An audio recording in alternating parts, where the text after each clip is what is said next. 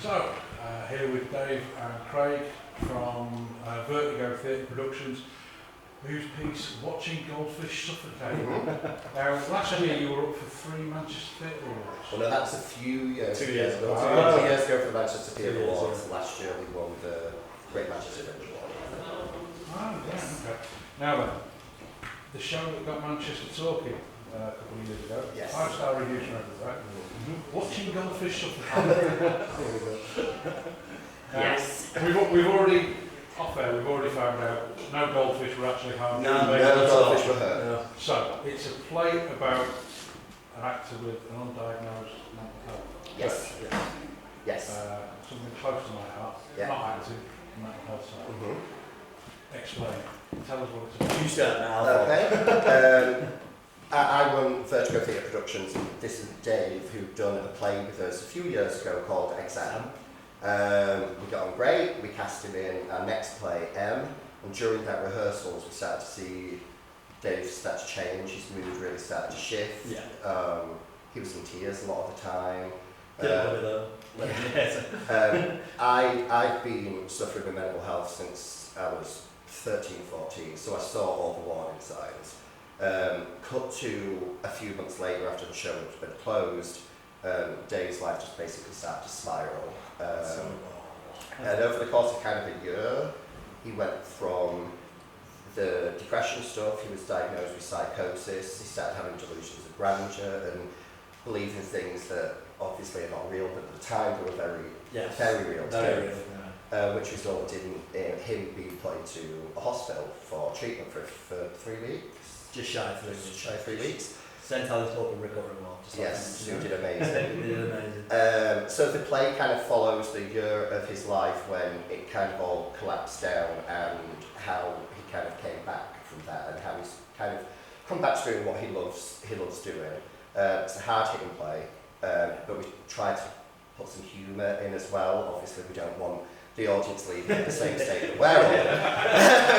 We have a good laugh, don't we? We do. We've got a lot of really lively moments and good, Jack Nicholson appears and stuff like that. Mhm. So, it's got everything. Yeah, but it's a project that's really, really close to us. We never set out to do it just to be a play. We never set out to do it to get the reviews or the nominations. That was all great.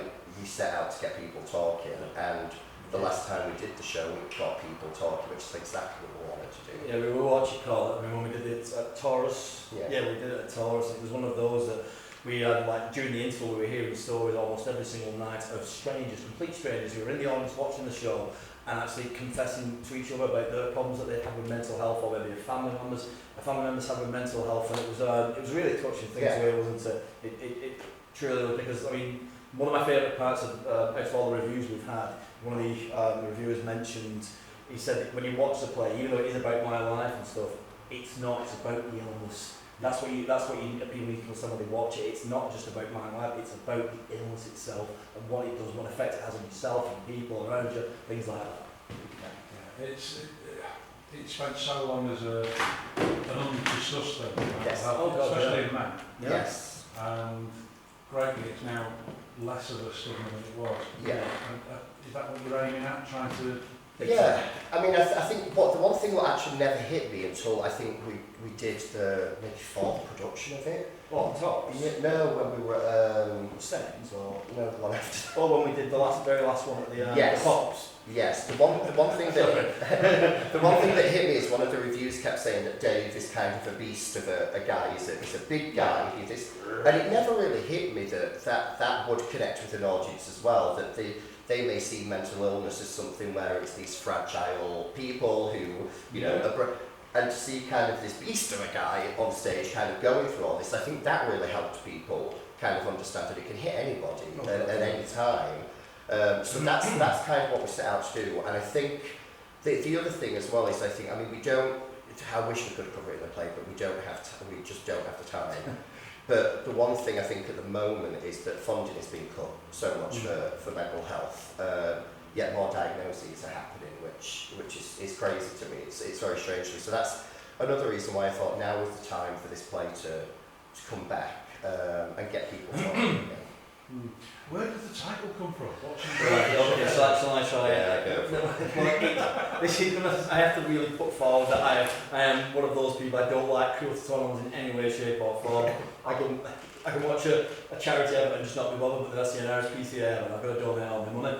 Anyway, during the really bad spell when the psychosis was really starting to set in, this was before I was diagnosed, my housemate, who I lived with at the time, had a massive tank, and the fish were like kind of swimming at the top. Now I hadn't noticed this. Well, I noticed it, but I was like kind of just, it was like, I googled it one day to find out why they were swimming at the top of the tank, and I assumed it was because they were hungry. And it wasn't, it was because they were suffocated, because my housemate didn't have an air filter pipe in it, which really kind of, it upset me, it really did upset me, but because I was also going through a terrible grandiose stage, it kind of felt like I was like, almost, I'm saying awful, like Lord and Master, as if, you know, there was moments like I felt like I was suffocating with them, there was moments like I felt like I could do something about it but didn't, and it sounds awful, I know what happened, but that's what it refers to when I was actually watching Goldfish Suffocate. But the fish are fine. Fish are great. I say that the fish are fine. They're all right now. Yeah, they're great. I just want to get that point across. Sorry. How are you feeling yourself now, Dave? What, right now? Well, it's been a fairly difficult. I'm very nervous right now. But it must be difficult going out there and. No, it's not. No, not at all. Not at all. And when we first started off, it was a very kind of. It wasn't just about like, do we have the right show here, and is it going to affect people the way we want it to, and so on and so on. But we also started to kind of, you know, he was worried that I was going to kind of maybe start lapsing again, but going off one. But I was not, because when I came out of hospital, I became so focused on what I wanted to do about this play with Craig and working on it. You know, and once we kind of done that one show, we realised that we had something. The reviewers liked it. They saw what we were trying to do. For me, it just, you know, it kind of becomes like work almost. And we're just going, you know, another day. I'm not embarrassed about it. I want kind of mental illness, bipolar, to be worldly known. For someone to be able to turn around to me, total stranger, and say, "Oh yeah, I suffer with that as well." And you know, that's how simple it is. But there's been so many conversations I've had with people over the years, and it's me telling them about my problems with bipolar that gets them talking. So you know, it's like I just want to really stretch it out. Sorry, not at all. It's a hidden illness. Yeah. Because you break your leg, people can see it. They aligned in the play. It's aligned in the play, man. But it is. It's unfortunately, it's the stigma around it goes back for so long. Yeah. For men having mental health problems. Yeah. You're supposed to be as a bloke. You're the provider. You pay the bills. Yeah. You go out to work. You come back. Nothing worries. Yeah. And for forever, it's been that way. Yeah. You call people snowflakes, doing what you want, Yeah. but at the end of the day, everybody has a breaking point. Oh, for sure. And I think it's nice now. I feel like more men are coming forward, and I mean, it seems to be. I mean, especially in this industry, actually. Yes. It's horrifying how many people in the acting industry, or from my side, from writing and directing and stuff, suffer with this. But I didn't know. But over the past few years, more and more of kind of. Yeah. I mean, we say kind of in the play, we're outing us. Because that's kind of what it felt like at first when we did the play, that we were going to be outed. Yeah. But it feels like people are doing that themselves now. It's a good thing to see, but we just need to keep that conversation going. Yeah. I think that's the most important thing. But the last time we did the play, I mean, Dave he'd not been out of hospital long before the first performance, so I was terrified. Oh God, is this going to bring too? Is it going to be too much? Is it? But now it's been a few years. It's a job. It's like going to work. Yeah, it's doing a job, but our job just happens to be trying to get this across to people. And as Dave says, the story might be about him, but it's his eyes that are letting us understand and talk about the mental illness. He's kind of the porthole to that, I guess. He's letting the audience kind of come in and experience it. Yeah, it is one of those in regards to like an acting side. I remember somebody once asked us a question about like, almost like kind of going into method style and stuff like that. I mean, you have to be bloody crazy to want to actually go back to it. But it's just usually with the acting, I mean, it's like the opening scene, which, you know, it drives me nuts. Come on, I'm not going to be too much, but booing, hooing and crying and all that. But I'm backstage kind of just, just watching like Disney Tangled. film, yeah, you know the film Tangled, Yeah. yeah, there's a lantern scene in it, always gets me, yeah, trying me out. So I watch that before I go on and just use that on the stage.